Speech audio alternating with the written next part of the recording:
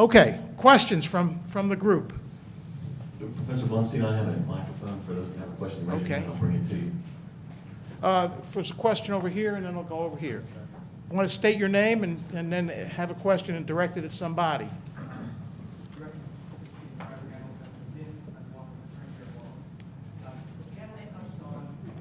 Ammon, you want- For the record, we're I think you recording this for posterity. You've got to speak into the mic. I think you need to be mic'd up. The panelists touched on the question of the issue of compulsion as an unpopular element in the kind of individual mandate requiring people to purchase health care. I'm curious to know how people on the panel respond to the issue of the uninsured already using hospitals and then those costs being passed on to people with insurance. And those ramp up costs anyway.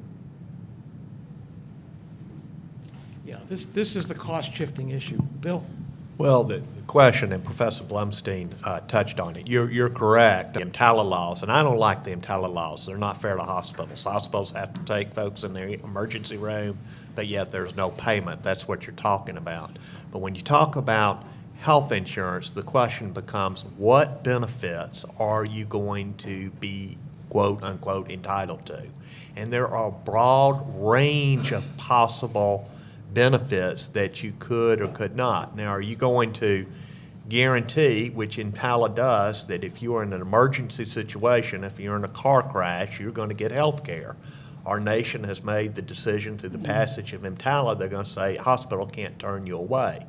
Then the question becomes, well, if I want to have plastic surgery, are you going to guarantee that? If I want to have certain drugs, are you going to guarantee that? So it gets back to this tiered issue that Professor Blumstein had, and the problem that Congress is going to have, and the problem TennCare had here for many years, is they started out with a narrow range of benefits to pay for, and then you saw either through the law or through the legislature, those benefits grew, and someone has to pay those costs. The government is not very good at saying no to folks when you talk about benefit expansion. If you don't believe that, go down to the legislature, look at the number of mandated benefits that have been passed through the legislature year after year, and the list continues to grow.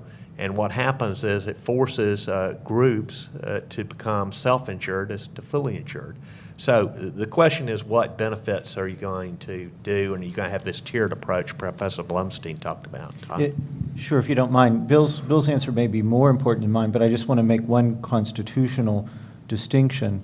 If you are an ongoing commercial enterprise, particularly if you are an ongoing commercial enterprise that has a certain amount of 40 to 50% in your emergency room government subsidized payments, then the government can require a commercial enterprise to follow certain rules. And by the way, I'm not even saying I agree with all of the Wickard and Filburn and Ray line of cases, but those are, whether we like that level of compulsion or not, and I think I could make arguments both ways on emergency rooms having to take at least certain types of emergency care.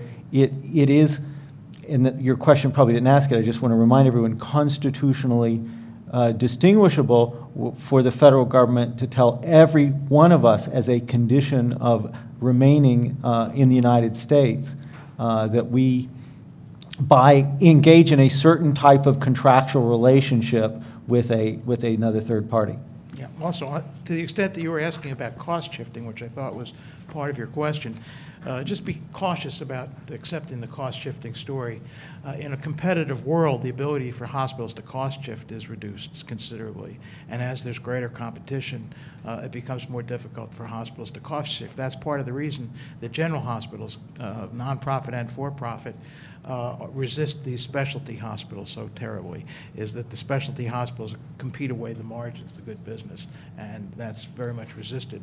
And I think the hospitals recognize that their ability to cost shift or to charge shift is limited. The historical story is that they could do that at will, but in a competitive world they can't. Question over here. Can you, yeah. Making Ammon run.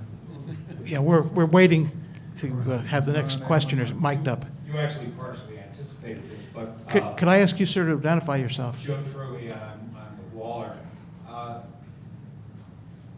think if you're going to, Mr. Gaziano, if you're going to pursue the argument you're doing, I think you do have to address the EMTALA question as it relates to your suggestion that Congress is mandating or prohibiting doing nothing or silence, because you can't guarantee me that you will never choose to have a heart attack and wind up in an emergency room at my hospital, which will then pass the cost of that on in my premiums. So I think you probably need to flesh out, well, okay, how do we get past that issue?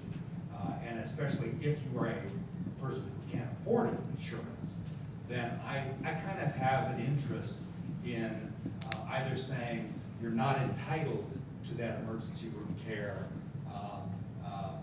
which you are going to be given whether you like it or not, because you're going to get it for free and you haven't purchased it. So I'm kind of saying, well, if you want that, well, then maybe I can ask that you buy the insurance instead. No. But I have a simple answer, I think.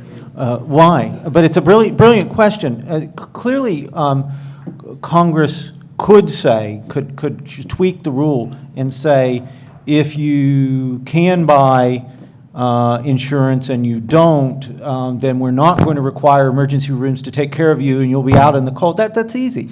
And that might make perfect sense. But I don't know whether this is the greater includes the lesser or the lesser includes, but it doesn't always in constitutional law. There are many, and the line item veto case is a perfect example. Congress said there's a lot of ways that you could engage in this, but this one is beyond Congress's power. There are many cases, Lopez, Morrison. We can address violence against women in many ways. This one you can't.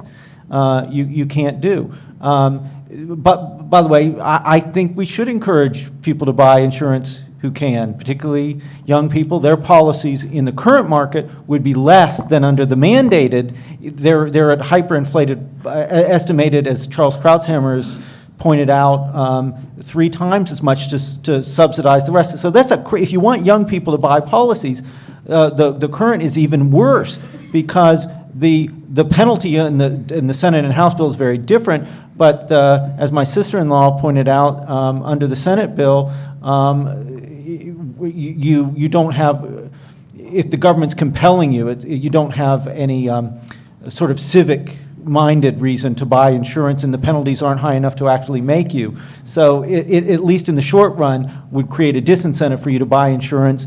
And when they ratchet up the fees and send you to jail, like in the House bill, maybe you would. But there's a lot of things that Congress can do, but that still doesn't make the mandate constitutional. By the way, some people who don't have insurance are filthy rich, and it's because they don't like to deal with insurance and they like to pay out of their hand. So it's not true that everyone with a heart attack would impose on the rest of us. All right. I think that we are at 1:30 according to this clock here, and I think that we are obliged to end the formal program. I think we've all committed to that, and we want to respect everyone's time around here and don't want to discourage people from coming because we have a case of verbal diarrhea. So, let's just end at 1:30, but many of us will be glad to stay around informally if people want to come up and chat informally and continue the dialogue. This has been a great dialogue. I want to thank the panelists for extraordinary presentations. I'd like to thank Ammon and Jeff for their organization. I'd like to recognize my students over here. They're going to have a special tutorial afterwards, and they'll be here to discuss that. And mostly, I want to thank you all for coming and being such a receptive and attentive audience. And so thank you very much. We're adjourned.